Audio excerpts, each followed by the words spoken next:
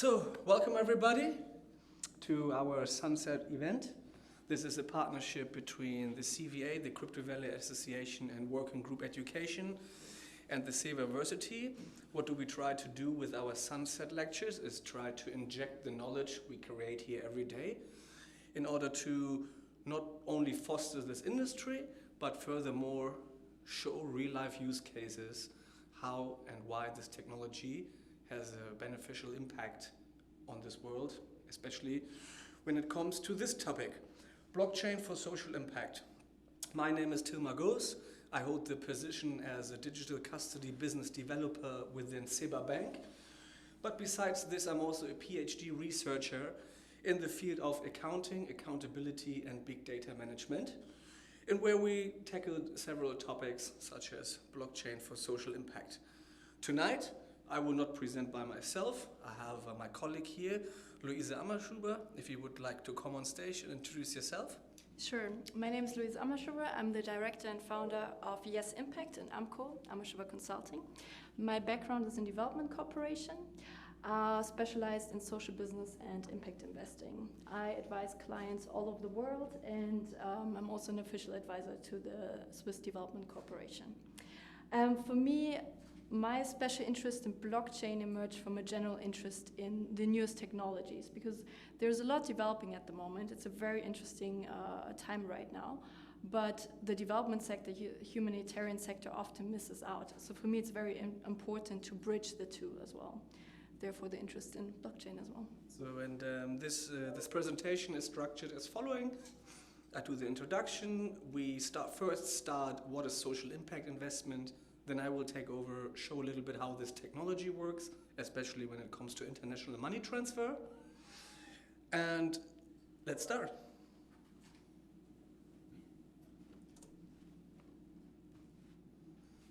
Okay, we got technical issues, 1 second. It worked before, right? What happened? Sorry, guys. Before we're looking into why do we actually need to apply blockchain to anything in this world, we want to look a bit at what are the global challenges that we do face. I think any of us could name a large number, ranging from hunger to conflict, poverty, scarcity of resources, corruption, lots of issues we're tackling in the world. Which is why the UN has actually come up with the Sustainable Development Goals. Sustainable Development Goals were presented in 2015 with the aim to achieve these 17 goals within the next 15 years. So that's up to 2030. No pressure here. And they really cover all aspects of what we want to achieve in this world when it comes to reducing poverty, reducing hunger, quality education, health, and so on and so on. The actors that were mainly involved with this in the past were NGOs, international organizations, also governments, but we see the emergence of a lot of new actors recently, so especially corporations. We have impact investors that are entering the scene, impact investing being any investment that does not only provide a financial return, but also social and environmental impact that is measurable in this world. What a lot of corporations, also impact investors, are often looking for and also asking me when they're clients is what is going on with involving technology? What is with AI? What is with blockchain? What kind of projects do exist there? Fortunately, we do have more and more blockchain companies getting involved on the subject matter and really trying to see where can we get involved on these topics? What can we do? How can we employ this kind of technology?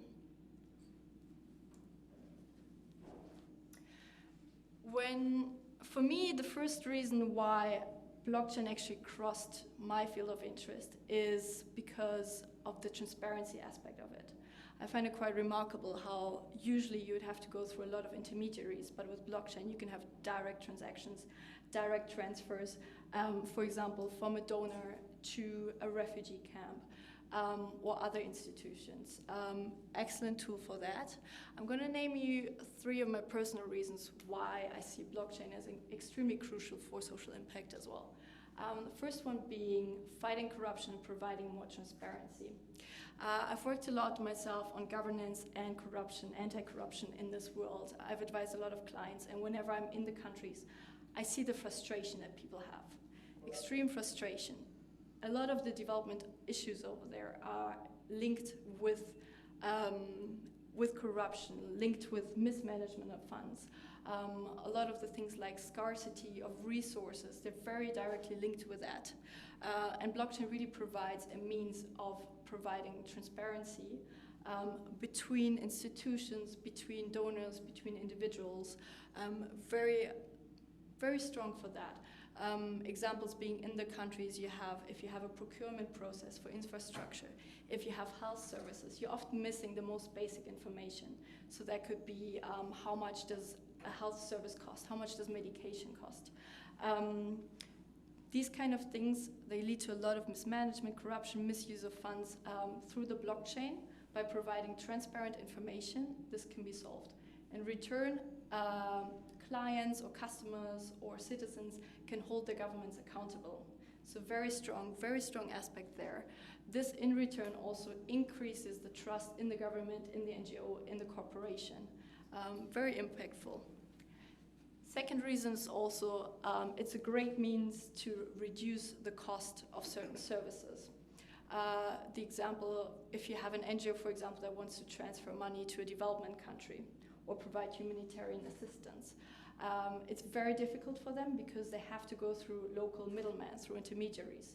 If you want to provide a microcredit, for example, very challenging, and you will lose a lot of cost to that.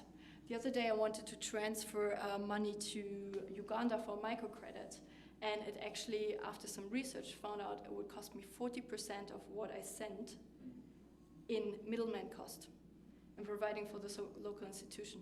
These 40%, I mean, these are extreme sums. Even if it's a small amount like $5, in a country like that, it could mean saving a lot of souls, saving a lot of people who would otherwise be starving from hunger. So we really want to be very effective there and use all the money in an effective way. And through the blockchain, we can really reduce these costs by going directly, having direct transfers. I will speak about it in a minute. There's a great project by the World Food Programme in Jordan, where they did direct transfers in refugee camps based on the blockchain. They managed to cut the cost of transaction by 98%. This is not a 5% reduction or 20%, it's 98%, so it's almost reduced to zero. Absolutely amazing.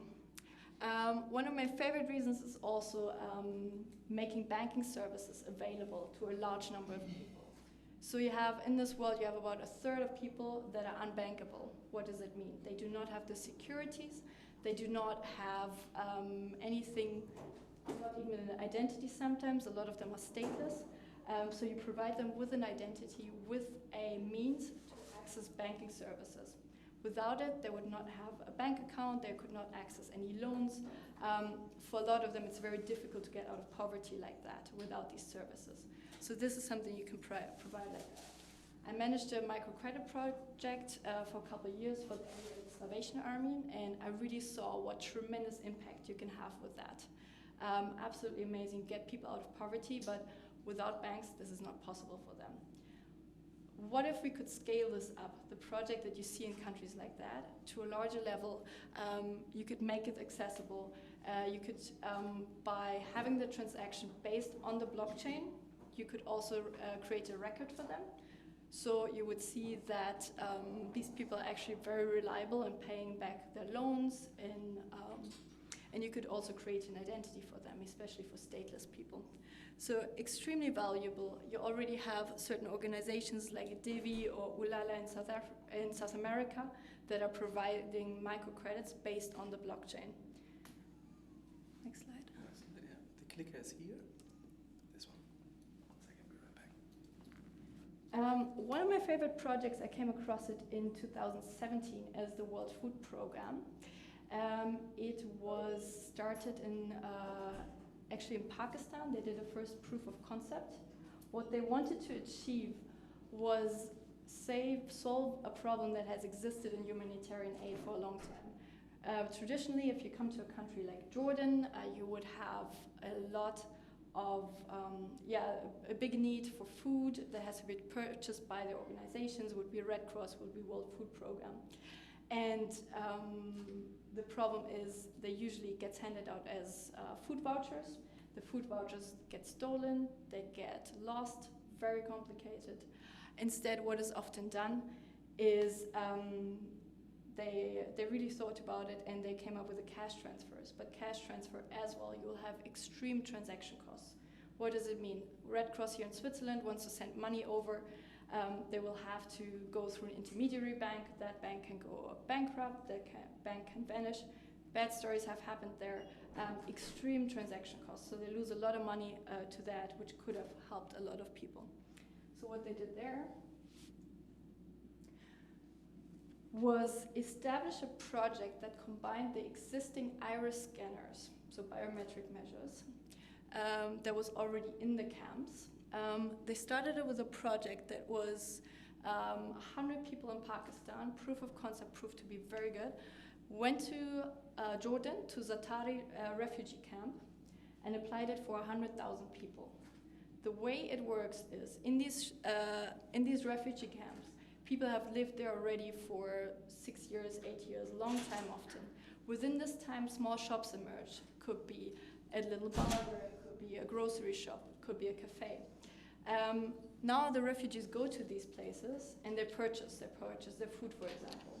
Their iris gets scanned, the system already existed, and through that, a virtual wallet is accessed, a virtual account, based on the blockchain. Any of these transactions gets confirmed through the blockchain, and through that, the refugee can purchase his food. The way this works, it's based on a private permission blockchain, so that means nobody can access it but a few people from the organization. And it really led to a 98% reduction of transaction fees. Why? Because this is direct, so it's a direct transfer. Instead of going through middlemen, instead of going through financial institutions, it also decreases any security and privacy concerns because you don't have to involve anyone else. It's really based between the refugee and the organization. So if anyone is threatened in the camp because of their religion, for example, their ethnicity, they are protected because the information is absolutely only stored on this blockchain. For the World Food Program, it has a massive advantage because they get all the data. Every single transaction, every food that was purchased is saved on the blockchain. And so they have a record of every transaction. It helps them for planning as well, and really a great advantage. May I ask a question? Yes. Just a quick one. Who's running that blockchain? Is it the World Food Program, or is it? It's a World Food Program with partners, and it's based on the Ethereum blockchain. Yeah, which is actually really ideal for it. It has reached 100,000 people so far there on a regular basis. The kind of costs that you do save, if you save 98%, you can imagine. The budget of this is, for the whole food program, is 3 million in this camp at the moment. Total of refugees there is 650,000, so they still have a few to reach. But it's really on a good way, and they're really looking to expand this to other places as well. Very interesting concept. I'm gonna hand it over to you. So now is the part, so much in theory, but how does this really work in practice, to be honest? If you think about that, maybe $5 can actually help a whole family for a month. If you then lose 40 to 60% just in international money transfer, imagine how many families you can actually help, right? So what is the blockchain? I describe it in simple terms, so for the audience to understand. I always describe blockchain as something like an application, something like a software which runs on top of the internet. It needs the internet to function, right? But why blockchain? I try to visualize this here in the block and what exactly is in the block. So why is it a blockchain? Because it's a connection of data which is on a string and can't be changed. Why can't it be changed? Because every block carries certain information. we have the main information. When it comes to money transfer, it's what's the amount of the money, who receives it, or which address receives it, and where does it come from. So we can say here, look, let's take the second one. It's a bit easier to visualize. So we got the information which is generated from the previous block. So this data gets hashed. It becomes an identified code, which is carried over to the next block. Then the next information is added to the block, again hashed. It becomes another source of information. Next one, this hash goes over in the next transaction, which carries the amount. Get hashed again, gets a certain code, which is non-repeatable. It's like if you change only one letter, the whole hash would change and will not be able to trace back where it came from. Then we go to the next block. Another information is transferred, hashed, and so on. Here I give a basic example of, hello Tina, I'm doing fine.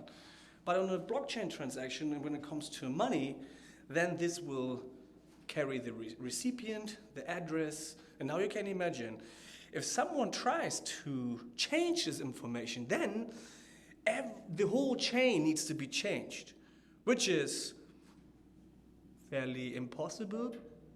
It's possible in some protocols. We call this the 51% attack. But in the future, those problems will be overcome, and we have this chain of connection. So if you want to change this value, you need to change the whole chain, which is up front, which is from a computational power, not exactly easy, right? It's hardly feasible. I mean, we have seen cases. We're in the beginning of this technology, but the whole idea is that if you change a value in between, the hash becomes different, and the previous hash, this whole chain doesn't work anymore. But in a two-country situation, how does this exactly work, right? If you think now, okay, blockchain, we got this application in where we can, let's say, transfer money, but actually it's the technology which allows you to trace the source of the origin. Nowadays, the internet functions like this, that I have a picture, I send you the picture, we can duplicate things, right? Nobody really knows. We have seen like exactly those files, like videos, movies, they can just easily be copied. With blockchain technology, that's not possible. What does that mean? It gives the range of many certain applications. Bitcoin or digital money is just one of them. So what files should not be copyable? ID, identification papers, medical records, land registry, right? So imagine all the notary work, which is pretty much there in order to timestamp and verify certain data. With blockchain technology, this becomes obsolete. And Bitcoin is just, or digital money, is just one of the first applications which run on the blockchain based on the internet.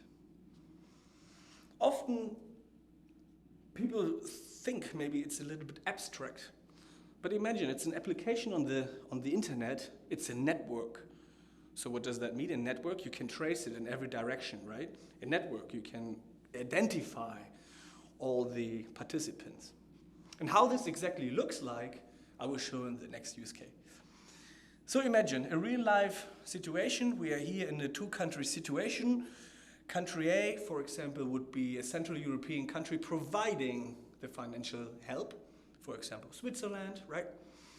Then the green dots, they represent the border, the jurisdictions. Country B now could be a developing country, such as Uganda or Vietnam, for example, right? Maybe in countries where the financial system is rather inefficient because of fees, because of middlemen, because of many other reasons. So what I try to illustrate here is that organization A should be, because it should be in country A, organization A would have access to the cloud, purchase currencies. Those are images of different currencies. This is Bitcoin, this is the Ethereum currency, this is the Monero currency. All have advantages and disadvantages, but just to illustrate how this exactly works.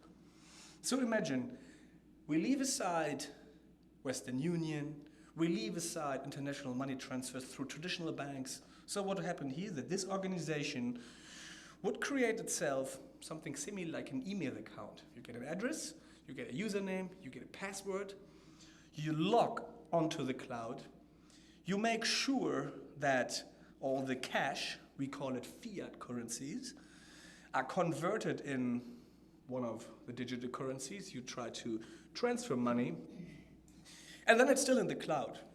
And then in the other country, that other organization would then be able to retrieve the funds and change it again in local currency. So everything what happens here is the international money transfer. It's more cost effective than the traditional ways. It's traceable. People say the Bitcoin network is anonymous, but actually it's not anonymous. And how? I'll show you exactly in this use case. So we click here now. I prepared a transaction for you. What you can see here, so what happened is actually, I use my phone in which I have a digital wallet. Let me log in real quick into this one. It shows me my different balances of currencies I hold. Then it says, change. Change the, do you want to do a transfer? So what happens, it opens the camera.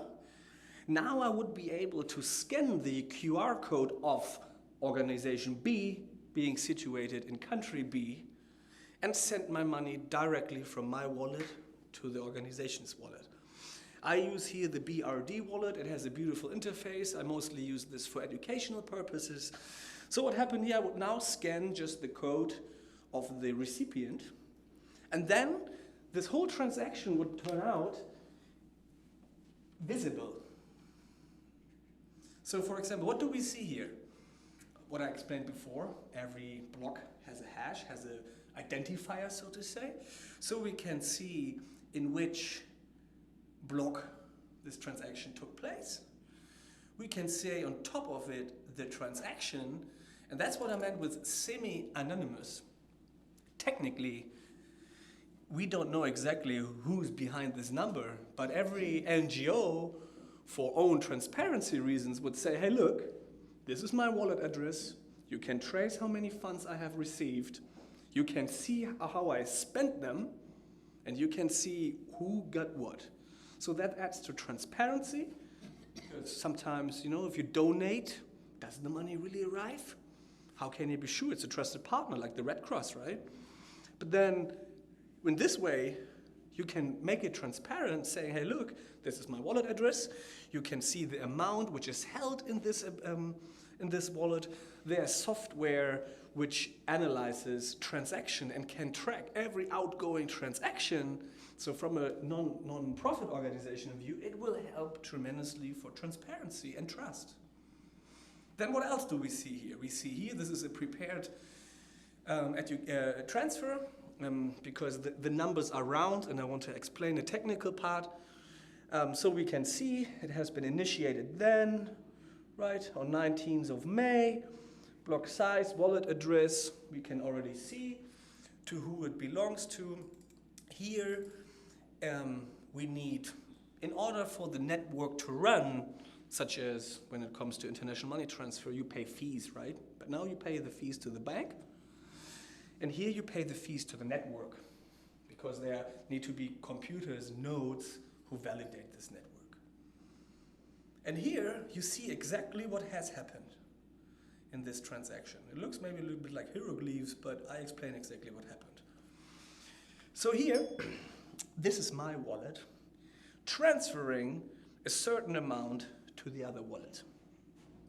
Now it becomes a bit technical. I explain you the concept of UTXO, unspent transaction output. Why do I show this transaction? Because I use a round number to transfer. So I wanted to transfer 0.005 BTC into this wallet. But what has happened? Because this number obviously is different. Very similar to when you transfer cash. If I want to give you 5 francs, but I only have 10, what happens? I give you the 10, you give me 5 back, and this is exactly what happens here. I wanted to transfer 0.005 BTC, but I had this amount. So I transferred it, the protocol calculates the change, and it comes back, which is the called unspent transaction output, or in other words, change, right?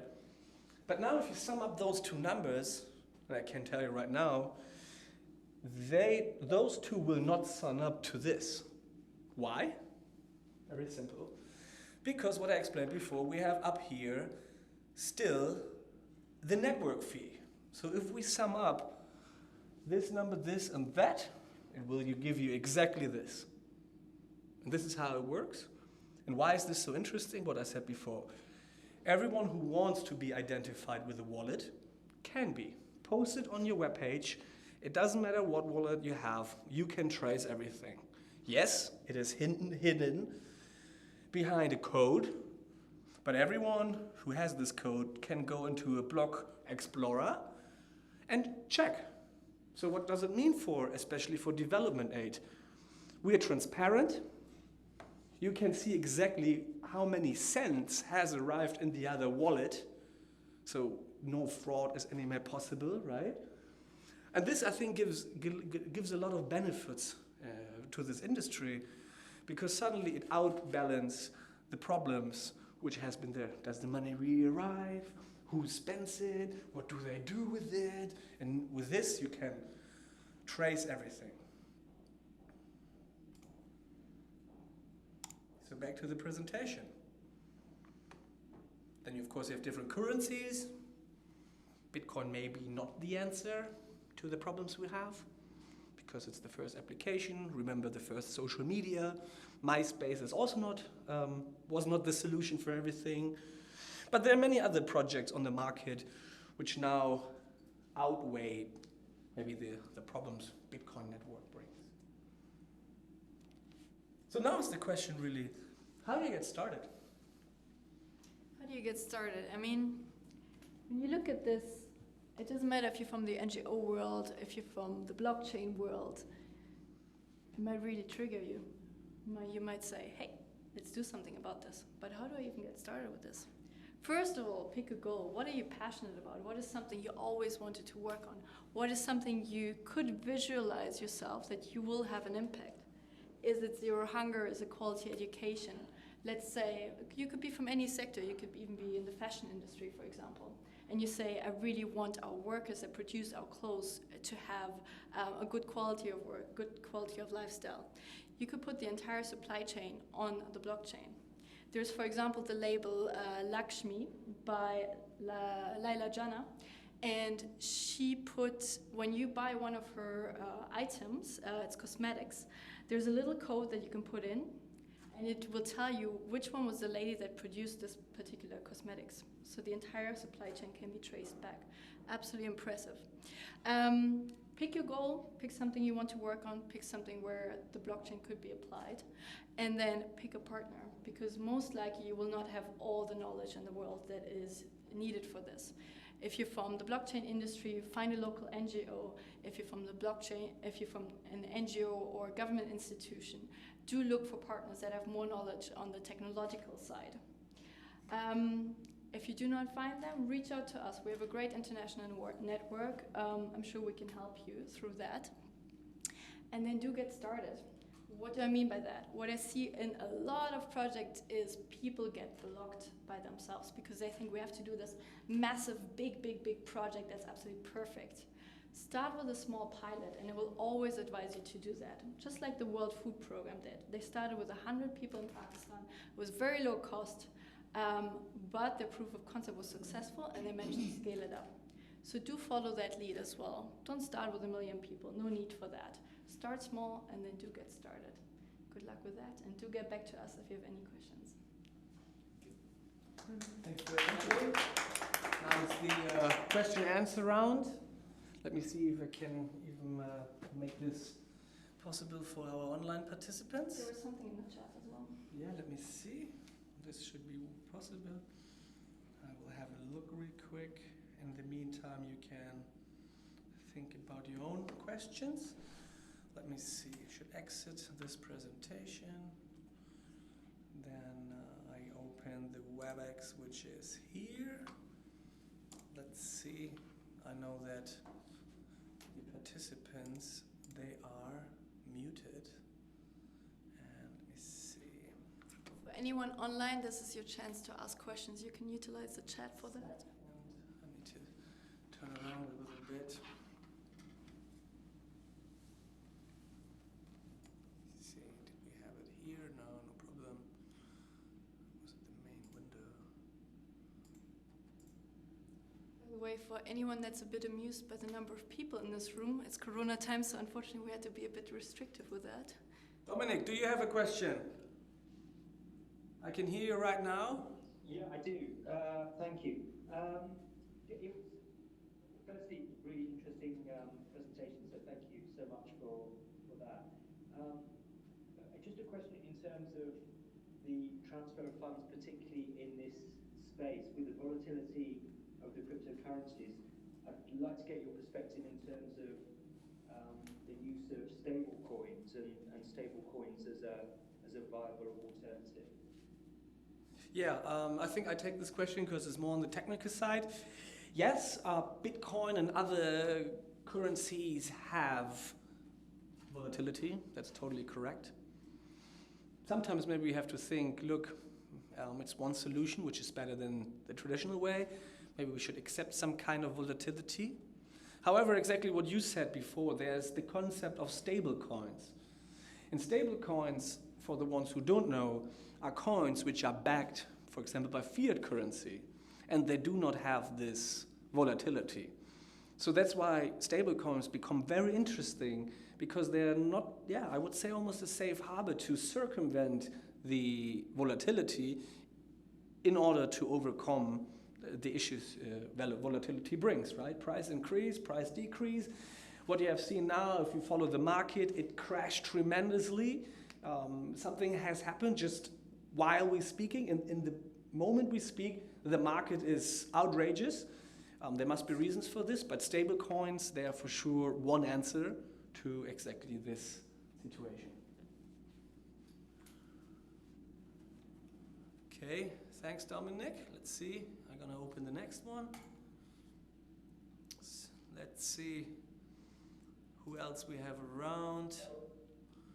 How about the next one? Now we need to see the Korean name, if I'm correct. Hinsen Wu. Do you have a question? I picked you from the audience. Don't be shy. Okay. No one of this side. Because if I try to unmute everyone, we probably have some overlapping. Let's try this out. Mareike Müller, do you have a question?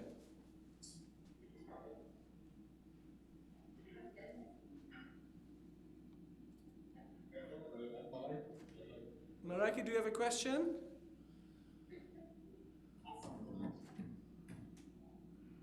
No thanks, No, she says. thanks. Great. How can I see the chat? That would be lovely to see if we You move. just have to click this box away. Yeah, like, do we see? This should be possible. Okay. Joyce, how about you? Another one from the audience. Welcome. No question? Not much. But this is kind of like very brief introduction, mostly regarding to the NGO, right? I mean, this presentation.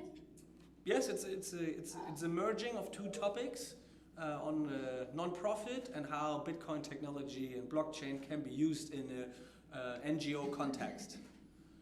Yeah. Actually, I'm working in the sports industry, and I would know more if the have some kind of application in this industry? In sport industry, Yeah. well, the first use case which pops in mind, to be honest, is the tracking of supply chain, something what my colleague Mrs. Armenschuder mentioned, that you can be very sustainable by tracing and providing your customers the original source of the goods, right? The materials, the sustainability, those are all things we can store on the blockchain, which will not only benefit NGO context, but anything what has supply chain, maybe even materials. They're usually done in third world countries, so you can trace back exactly where it came from and let the ones benefit who need. Also in the sports industry, there can be a It's lot. more about the production, I mean the material or the sports product. I mean, I know there are different application in their performance, like the athlete performance or let's say the youth get some training, then get into the blockchain. Absolutely, you can put any information you basically have about your sportsman, for example, in the blockchain. So that could be results from sports competitions, for example. You can also apply it to fighting corruption and mismanagement in the sports sector, which there is a lot of as well. And yes. I mean, I had this interesting use case with FIFA. Oh yeah. And they had the issue of transferring money sometimes into young talents, being placed in Yemen, for example, right? How do they transfer money there in an efficient way? And they use, of course, the sponsoring also through blockchain technology. Okay, they already use it. I've seen a project like this, and I will dig into the name. Just reach out to me on LinkedIn. And I will look into this. But yes, this is a way. Why? Because sportsmen are international and sometimes they're based in countries where the banking system is insufficient and they need other ways to work around. You can find use cases in most industry, actually. Thank you so much for your Welcome, Joyce. Thanks, Joyce. Reach out to us on LinkedIn. Yeah, sure, definitely. Oh, let me see. Next. So let's say one last question. Who do we switch in? How about Niklas? Hey Niklas, welcome for joining. Do you have a question? Maybe no question, I guess. Am I unmuted? Yes, exactly. Yeah, I gave you the room to speak now. We can hear you now live in Zoom. Cool, now. Well, how do you see developments in the Asian market regarding central bank-backed coin compared to the developments in the European market, which is far behind? I agree to many things you say. Again, it's a technical question which I like to take. So we got this concept what we heard before about stable coins, right? And why are stable coins more interesting for governments? Because they don't have the volatility such as Bitcoin. So there are some governments in the world who start to research into something what we call stable coins in order to replace the current fiat currency they use in their country. China, for example, is in this industry in particular very well advanced. We got many of those data centers who calculate those transactions based in China. Generally, the whole movement forward in terms of digital finance based in China. I give the best example nowadays. We Europeans, we are so happy we have a contactless credit card. Go to other countries. They only have QR codes. They are corner shops. They don't accept cash anymore. Taxis don't accept cash. It's just online. And the next step is to digitalize everything. I think very important to mention at this time is, why is blockchain technology, it's not there to replace a certain system we have. Sometimes we call it disruption. But actually it's math. And we scientists, we solve problems. And one problem is apparently that the money doesn't arrive on the other side, right? So that being said, other countries are more in need to apply technology because they simply can't trust their own system, their own architect. I spent much of my younger life in China before I decided to relocate to Central Europe. And I was still in 2014, I went to the ATM of my bank, withdrew cash, went to the ATM of my landlord and dropped it. Just simply because money transfer doesn't work. Just doesn't work. And that's why some countries are leading, because they can simply not trust their setup, right? Exactly. So answering your question, some countries are more in need and more advanced, maybe a little bit connected more to technology than we do. Because technically, look, I mean, sometimes things don't go well, but I think actually things are not that bad in Central Europe, in my opinion. Thanks, Niklas. Well, how about another question for the audience, from the audience, being offline here? I see it's not the case. So thank you everybody for joining in. This was our Sunset event, Blockchain and Social Impact, with Luisa Ammerschuber. Thank you very much.